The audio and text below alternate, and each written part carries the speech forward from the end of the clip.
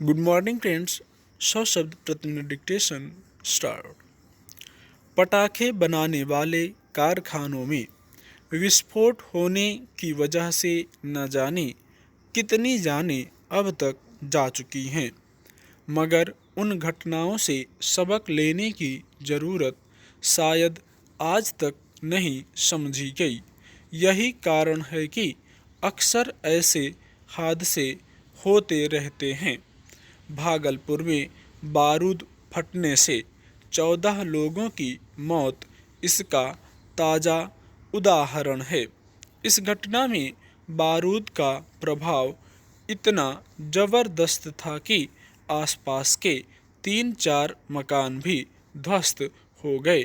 हालांकि अभी बारूद फटने की वजह स्पष्ट नहीं हो सकी है, मगर कयास लगाए जा रहे हैं कि वहाँ काफ़ी मात्रा में बारूद जमा था। जिस जगह यह विस्फोट हुआ वह पुलिस थाने से कुछ ही दूरी पर बताई जा रही है। हालांकि देश में पर्यावरण प्रदूषण के मद्देनज़र पटाखों के निर्माण पर प्रतिबंध है। त्योहारों आदि पर हरित पटाखे बनाने और चलाने की ही अनुमति है, मगर शादी विवाह आदि के मौक़ों पर भी अब इस कदर आतिशबाजी का चलन बढ़ा है कि साल भर पटाखों की मांग बनी रहती है। ऐसे में पटाखे बनाने वाले कानून की नज़र में धूल झोंक कर इनका निर्माण करते रहते हैं, मगर भागलपुर की घटना को लेकर स्वाभाविक ही कई तरह के सवाल उठ रहे हैं। इतनी भारी मात्रा में बारूद वहाँ किस तरह और किस लिए इकट्ठा किया गया? भागलपुर यूं पटाखे के कारोबार के लिए जाना भी नहीं जाता।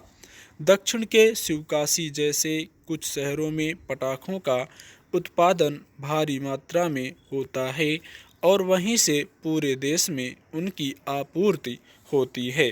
जिन लोगों को पटाखे बनाने के लाइसेंस दिए जाते हैं, उन्हें रिहायशी बस्तियों से दूर कारखाना स्थापित करने को कहा जाता है, मगर भागलपुर में सघन रिहायशी इलाके में यह बारूद जमा किया गया था।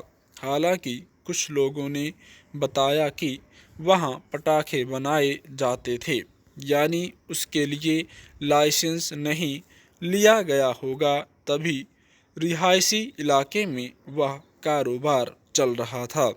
मगर चोरी छिपे इतने बड़े पैमाने पर पटाखे बनाए जा रहे थे और पुलिस को इसकी भनक कैसे नहीं होगी। जांच कर रहे पुलिसकर्मियों का कहना है कि विस्फोट के बाद बारूद के नमूने कई किलोमीटर दूर तक बिखरे पाए गए हैं।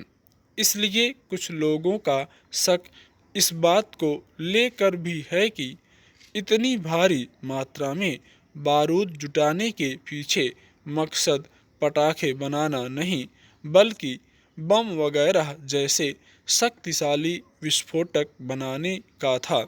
सरकार ने वहां के पुलिस अधिकारी को निलंबित करके अपने कर्तव्य का निर्वाह किया है, मगर इसका कितना सकारात्मक असर होगा, दावा नहीं किया जा सकता।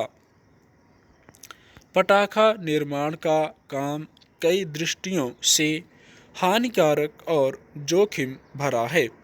न केवल इन कारखानों में आग लगने से कई जानें चली जाती हैं, बल्कि उनमें काम करने वालों के फेफड़ों में सांस के जरिए बारूद जमा होने से वे जानलेवा बीमारियों की गिरफ्त में आ जाते हैं। शिवकाशी आदि के पटाखा कारखानों पर अनेक अध्ययन हो चुके हैं, जिनके नतीजे इनमें काम करने वालों की सेहत को लेकर गंभीर चिंता पैदा करते हैं, मगर सरकारें इस धंधे को लेकर कोई कठोर कदम नहीं उठा पाती।